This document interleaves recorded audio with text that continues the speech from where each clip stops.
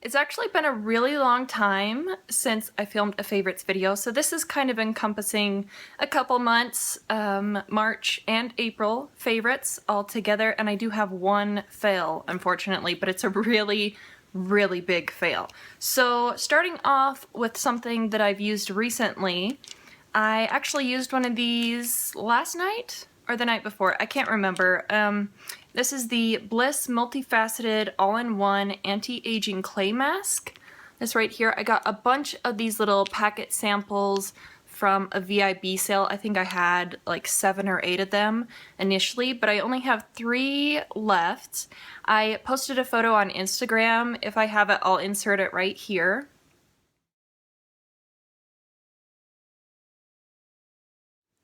So this actually has 10% glycolic acid, has quartz and jojoba in this little clay mask here. It just feels amazing on the skin, but something about it just feels like it pulls all the crap up to the surface.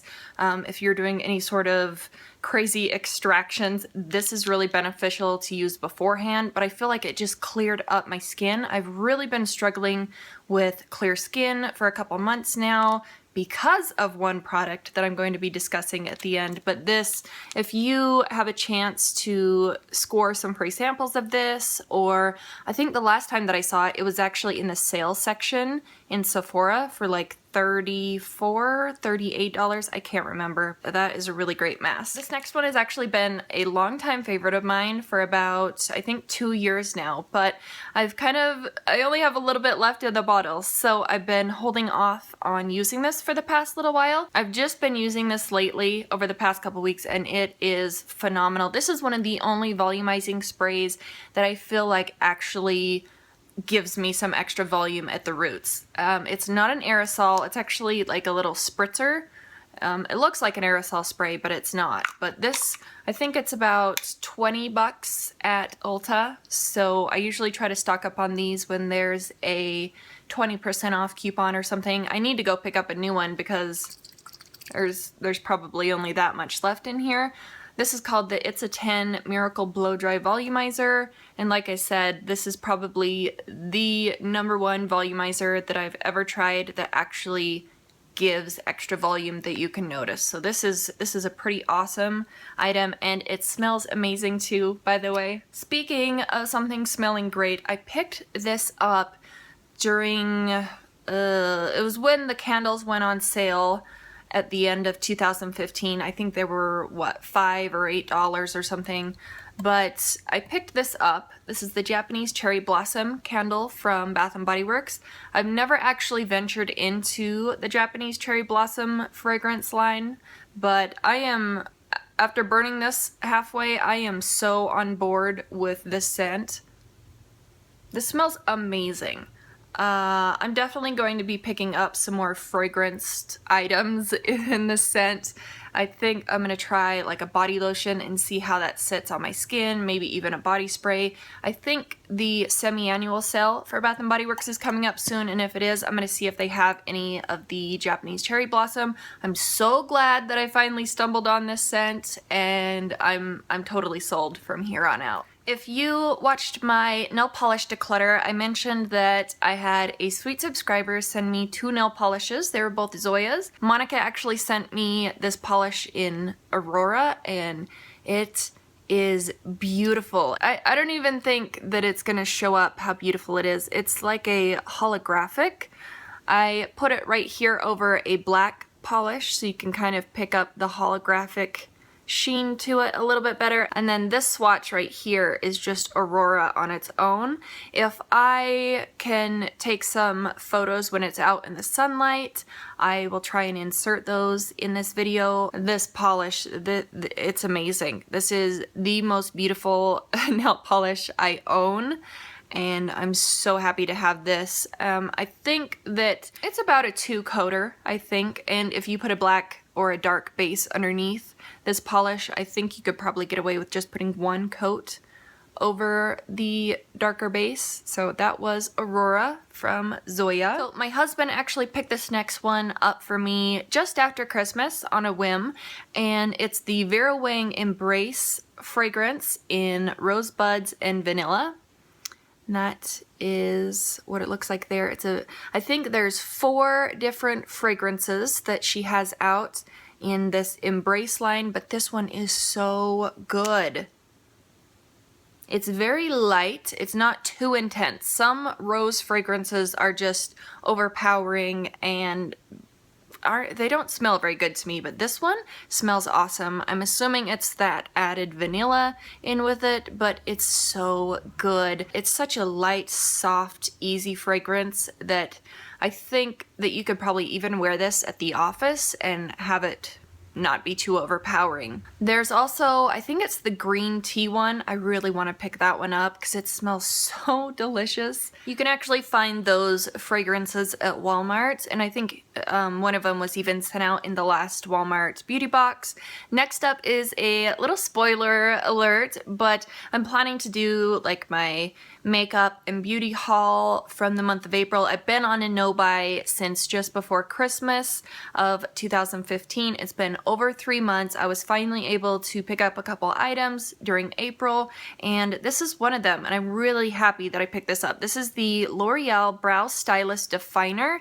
It says on here it's the ultra fine tip shaping pencil, and I have the shade dark brunette. I believe there are only 3 shades of this pencil. I've never actually tried the Anastasia one, but this is freaking great. So you can see there, the tip on it is really fine. It actually allows you to make like little brow hair strokes on your brows, so it's quite natural. And I have black hair. I dye my hair black. But I think that you could use this really dark brunette shade. What is it called again? Yeah, dark brunette. I think you could use this one even if you have really dark brown hair. It has a really nice spoolie on the end. I'm quite impressed with this spoolie. And the caps. Sometimes I've noticed previously with some of my other eyebrow pencils that the caps would fall off. These actually have a really sturdy like closure. They will stay on the pencil until you manually pull it off. But there is a little swatch of the dark brunette shade. I don't have this in the brows today, but I really have been enjoying using this. I'll fill in the front of my brows, and then I've been using my MAC eyebrow pencil and stud at the tail end just to try and use that product up. But I love this thing, and I'll definitely be repurchasing this when I run out of that. Next up are a couple eyeshadows, and I have a Pan That palette that I'm working on this year. I'll link that down in the description box, but I have to play with some of my other shadows or else I just get so incredibly bored, so I'll kind of mix and match and pull in 1 or 2 shadows from my collection and use some of the shadows that I'm trying to finish off for the year. But I pulled out this Clinique kind of it has 2 eyeshadows at the top and then a blush at the bottom. This lighter shade right here is called Nude Rose. This one is called Galaxy, and then the blush in here is Sunset Glow. But this really light, very light shade right there, it reminds me of MAC's Corey, but a lighter version of that. But this is so buttery and soft and smooth, blendable. It's amazing. This is a fantastic eyeshadow, and I am definitely seriously considering purchasing the shadow if I use it up. So there is a swatch of Nude Rose right there, and I've actually just been using this really lightly into the crease. I'll blow it out quite a bit. It's more of like a very soft transition shade, but that is Nude Rose right there. I've really been loving that one. It goes with pretty much anything, and it's really nice to blend out some deeper shadows. I have 2 MAC eyeshadows that I want to talk about really quick. Here are the 2 shadows here. This one on my right is Blanc Type. This is a matte squared.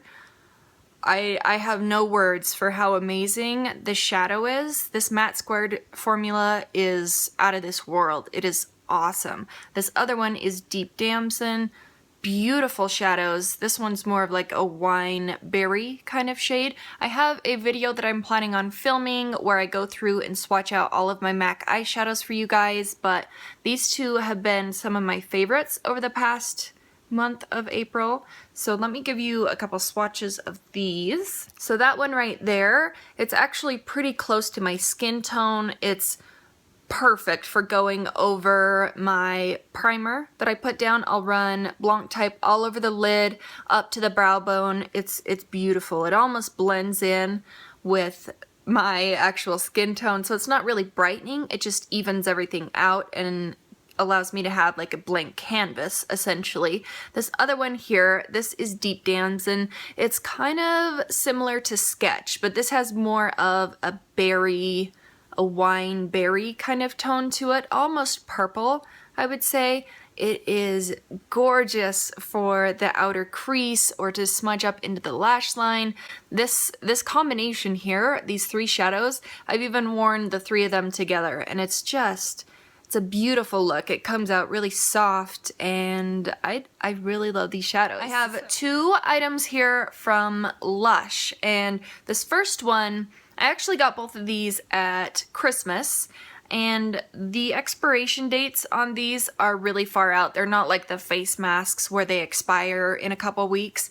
They both are good clear down till November of 2016. But this first one, this is the Ultra Bland Facial Cleanser. This is so nice. I've never actually used like one of these, how would you describe this? It's like an oil lotiony kind of cleanser. I've never actually used one of these before, but this is so lovely. If you have dry skin, I highly recommend this Ultra Bland cleanser. If I am in a rush at the end of the night, I just want to get my makeup off, I don't want to mess around with an eye makeup remover, then a makeup wipe, then washing my face. If I don't want to deal with all that, I'll just toss this on all over my face, kind of just rub it around with my fingers and smooth it into my skin so it gets really into the makeup, kind of breaks it down a little bit. It's like you're rubbing a moisturizer all over your face. So I just run this all over my eye.